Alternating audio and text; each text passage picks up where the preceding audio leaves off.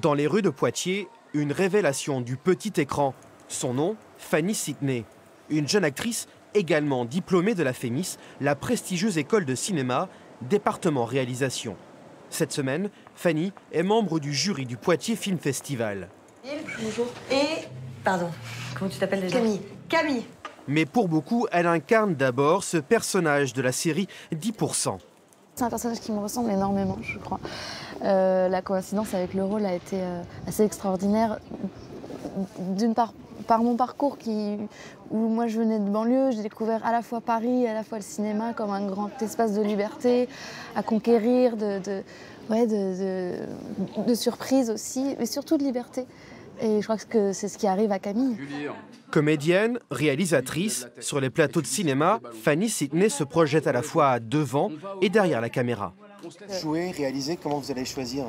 Je ne vais pas choisir. Je ne vais pas choisir du tout. J'ai longtemps cru qu'il fallait choisir, mais je ne crois pas. Aujourd'hui, elle écrit son premier long métrage et déborde d'envie. Je suis très proche des expériences que je fais, de ce que je vis. Par exemple, le film sur le foot, ça vient de mon adolescence où j'ai fait longtemps du foot, donc ça a été très fondateur pour moi.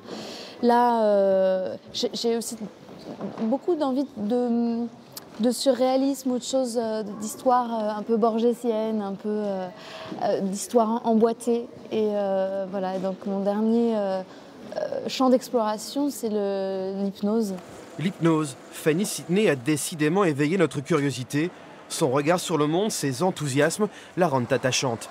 Oui, mais voilà, je suis très impressionnée par ce qui est à la fois l'arbre de Noël et le manège le plus délirant du monde, quoi. Donc je me demande si j'ai le droit de prendre un ticket. Nous l'avons quitté à l'heure d'une séance officielle. Poitiers, un marathon de films pour Fanny Sidney, à la découverte des premières œuvres de futurs grands du cinéma.